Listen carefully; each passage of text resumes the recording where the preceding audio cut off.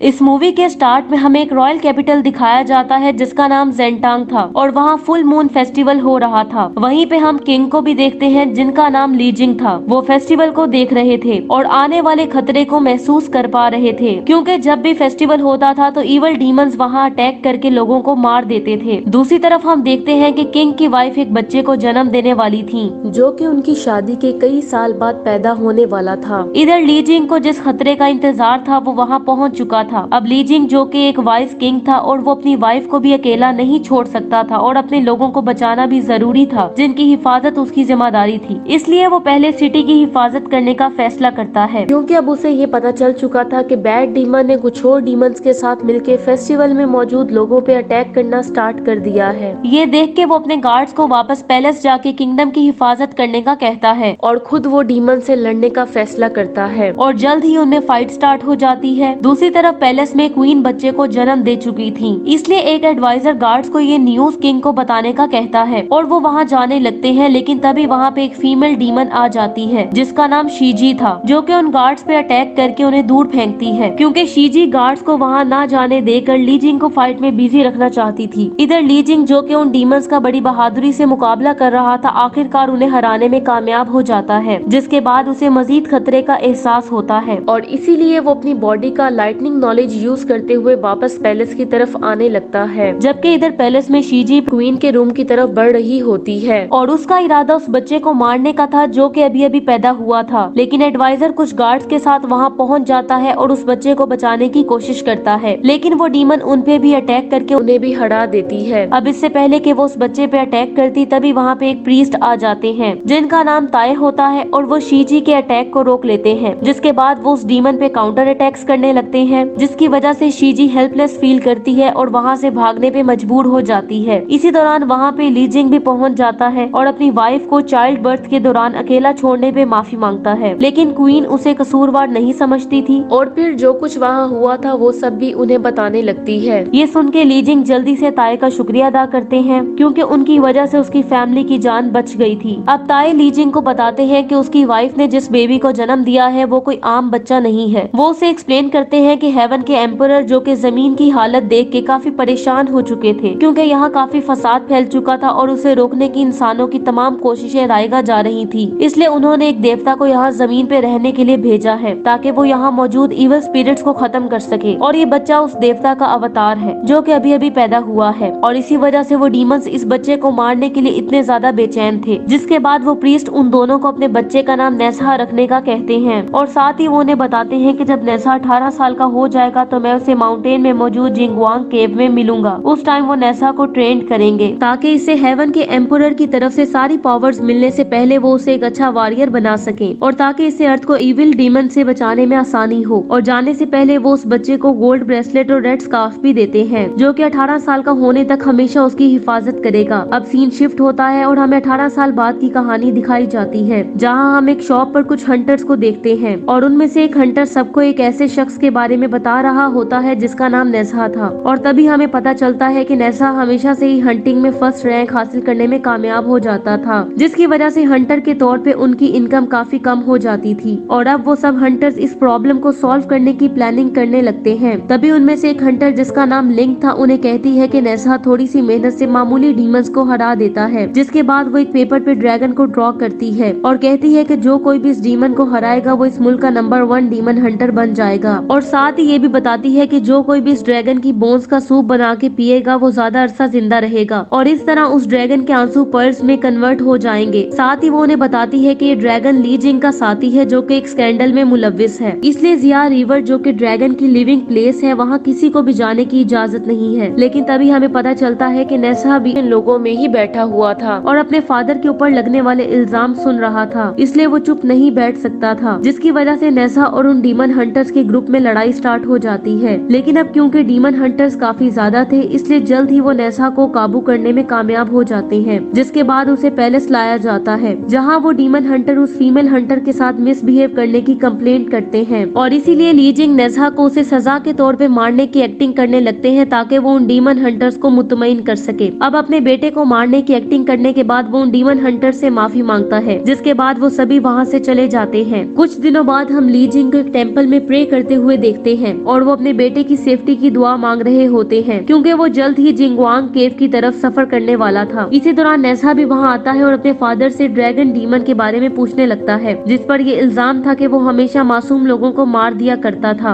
अब इससे पहले कि वो उसे कुछ कह पाते, नेसा उनसे कहता है कि अगर उस ड्रैगन डीमन ने उसके फादर की लाइफ में इंटरफेयर करने की कोशिश की तो वो उसे मारने से भी हेजिटेट नहीं करेगा। ये सुन के लीजिंग को गुस्सा आ जाता है और वो उसे ताई के साथ जल्द ही ट्रेनिंग स्टार्ट करने का कहते हैं। दूसरी तरफ हम ड्रैगन डीमन को देखते हैं, जो कि जिया रिवर में मौजूद एक केव में रहता था और वो वहाँ शीजी की देखभाल भी किया करता था, जिसने अपने आप को एक पत्थर में कैद किया हुआ था ताकि वो उन इंजरी से जल्दी रिकवर हो सके, जो कि 18 साल पहले ताई से फाइट के दौरान उसे हुई थी। और तभी ड्रैगन डीमन को 18 साल पहले का वो इंसिडेंट याद आ जाता है जब वो बहुत ज्यादा इंजर्ड थी और वो उसे एडवाइस करती है कि वो हमेशा रेन और विंड को सिटी में ही रखे। अब क्योंकि वो 300 साल से विंड और रेन का गार्डियन था, इसलिए वो उसे टाइम पे आने की नसीहत भी करती है ताकि वो इमॉर्टल गॉड के तौर पे अपॉइंट हो सके। जिसके बाद हम देखते हैं कि ड्रैगन डीमन शीजी की तरफ देख रहा था और काफी अफसुर्दा लग रहा था और उसे जल्दी ठीक करने के लिए कुछ भी करने को तैयार था और इसीलिए वो रिवर के पास आने वाली औरतों को पकड़ के सेक्रीफाइस कर दिया करता था ताकि इससे शीजी के जख्म ठीक हो सके। जिसके बाद हम दोबारा से किंगडम का सीन देखते हैं, जहाँ लीजिंग अभी भी अपने बेटे को इस बात पे कायल करने की कोशिश कर रहा होता है ताकि वो ताई से ट्रेनिंग लेने के लिए मान जाए, लेकिन नेसा ऐसा करने से इनकार कर देता है क्योंकि उसे लगता था कि उसे किसी ट्रेनिंग की जरूरत नहीं है। जिसके बाद वो उन्हें अपने एक्सपीरियंस के बारे में बताने लगता है कि जब उसने कई लोगों के साथ फाइट की और वो आसानी से फाइट जीत गया, लेकिन उसके फादर अभी भी इस बात पे जोर देते हैं कि ये उसकी किस्मत पे है, इसलिए उसे इसको अवॉइड नहीं करना चाहिए। अब वो अपने फादर को काफी प्यार करता था, इसलिए वो उनकी बात मानने के लिए तैयार हो जाता है। अगली सुबह नेसा अपने सफर पे जाने की तैयारी करने लगता है और जाते हुए अपनी मदर से मिलता है, जो कि उसके लिए काफी खुश थी कि वो ताई से ट्रेनिंग के बाद इस दुनिया को डीमन से प्रोटेक्ट करने के काबिल हो जाएगा। जिसके बाद वो एक गार्ड के साथ वहाँ से चला जाता है, लेकिन जब वो लोग बॉर्डर पे पहुँचते हैं तो नेसा अपने बॉडी गार्ड को वापस पैलेस भेज देता है क्योंकि उसका इरादा कुछ और करने का था। इसलिए वो जिया रिवर चला जाता है, जहाँ उसके फादर ने अपने आप को और अपने सभी लोगों को जाने से रोक रखा था क्योंकि उनके मुताबिक वो ड्रैगन डीमन का घर था, जो कि हमेशा मासूम लोगों को मार दिया करता था और वो वेदर और रेन को भी कंट्रोल करता था। लेकिन नेसा अपने फादर की नसीहत को इग्नोर कर देता है क्योंकि वो इस बात पे कन्विंस था कि वो आसानी से ड्रैगन डीमन को हरा सकता है। शाम को नेसा जिया रिवर के किनारे पहुंच जाता है और वो दूर से ही वहाँ कुछ लोगों को खेलते हुए देखता है, जो कि पहले तो काफी खुश लग रहे होते हैं, लेकिन फिर जल्दी ड्रैगन डीमन उन पे अटैक कर देता है और एक एक करके उन्हें मारने लगता है। अब उनमें से एक लड़की, जो कि अपने दोस्तों के अचानक मरने से काफी शॉक्ड थी और ड्रैगन डीमन का शिकार बनने ही वाली थी, कि तभी वहाँ नेसा पहुँच जाता है और उसे बचा लेता है। जिसके बाद वो बड़ी बहादुरी से ड्रैगन डीमन को फाइट के लिए चैलेंज करता है, जो कि एक बहुत बड़े मॉन्स्टर के रूप में वहाँ मौजूद था। नेसा, जिसके पास मैजिकल एबिलिटीज भी थी, जल्द ही ड्रैगन डीमन के हेड को काबू करने में कामयाब हो जाता है और उस पे कॉन्टिन्यूसली अटैक्स करने लगता है और उसके फाइनल अटैक के साथ ही वो मॉन्स्टर काफी ज्यादा इंजर्ड हो जाता है। लेकिन नेसा के इस काम का लीजिंग के रॉयल ट्रूप्स को पता चल जाता है, इसलिए लीजिंग उसे अरेस्ट करवा के वापस पैलेस लाने का ऑर्डर देता है। और जब वो पैलेस पहुंचता है तो उसके फादर उस पे काफी गुस्सा होते हैं और आते ही उसे जोर से स्लैप करते हैं और उनकी पाबंदी को वायलेट करने की वजह से वो उसे काफी मारते हैं, जिससे वो नीचे गिर जाता है। इसके बाद वो गुस्से में उसे बताने लगते हैं कि ड्रैगन डीमन का ताल्लुक ड्रैगन नेशन से है, जो कि ईस्ट सी के पास बसते थे और उन्हें विंड और रेन का गार्डियन बनाया गया था और जो कुछ भी जिया रिवर पे होता है वो उस कुर्बानी का हिस्सा है, जो कि करना जरूरी है। जिसके बाद वो अपने गार्ड्स को ऑर्डर देते हैं कि वो नेसा को कैद कर दें। दूसरी तरफ हम ड्रैगन डीमन को देखते हैं, जो कि काफी ज्यादा इंजर्ड था। वो अपनी बॉडी और सोल शीजी को दे देता है ताकि वो जल्दी से अपनी इंजरी से रिकवर हो सके, लेकिन इसकी वजह से उसे अपनी जान सेक्रीफाइस करनी पड़ती है और इस तरह उसकी डेथ हो जाती है। अब ड्रैगन डीमन के सेक्रीफाइस से शीजी आखिरकार इतने टाइम के बाद फुली तौर पर रिकवर होने में कामयाब हो जाती है, जो कि अब बहुत ज्यादा गुस्से में लग रही थी क्योंकि नेसा की वजह से उसके बॉयफ्रेंड की डेथ हो चुकी थी। इसलिए वो उसकी डेथ का बदला लेने के लिए ताई में तब्दील हो जाती है और जल्दी से किंगडम पहुंच जाती है। अब शीजी, जो कि ताई की शक्ल में मौजूद थी, किंग को अपनी न्यू पावर से डराने लगती है और साथ ही वो कहती है कि नेसा ने ड्रैगन डीमन को मार के हेवन के रूल्स को तोड़ा है, जो कि शहर में वेदर को कंट्रोल करता था। जिसके बाद वो किंग को ये धमकी देती है कि वो जल्द ही नेसा को मार दे और अगर वो ऐसा नहीं करेगा तो वो शहर के लोगों को एक एक करके मार देगा। ये सुन के किंग मजबूर हो जाता है और नेसा की गर्दन पे तलवार रख के उसे ताई से माफी मांगने का कहता है, लेकिन जब नेसा उससे माफी मांगने से इनकार कर देती है तो लीजिंग उसे मारने लगता है, लेकिन वो ऐसा नहीं कर पाता और अपनी तलवार नीचे फेंक देता है। नेसा, जो कि अपने फादर से बहुत प्यार करता था, अपने फादर को इस तकलीफ में नहीं देख सकता था, इसलिए वो फौरन से वो तलवार उठाता है और अपने आप को मार डालता है और और उसके मरते ही फेक ताए अपनी असल शक्ल में वापस आ जाता है, जो कि असल में शीजी थी। लीजिंग, जो कि नेसा की डेथ की वजह से पहले ही शॉक में था, वो ताए को जब अपनी असल हालत में देखता है तो उसे बहुत गुस्सा आता है, जिसकी वजह से वो उस पर अटैक करने लगता है। लेकिन अब क्योंकि लीजिंग अपने बेटे की सडन डेथ की वजह से ऑलमोस्ट पावरलेस हो चुका था, शीजी का मुकाबला नहीं कर पाता और शीजी उसे आसानी से नीचे गिरा देती है। लेकिन वो उसे मारने की बजाय जिंदा छोड़ देती है और कैद कर देती है, ताकि वो उस पेन को महसूस कर सके जो उसने ड्रैगन डीमन को खो के महसूस की थी।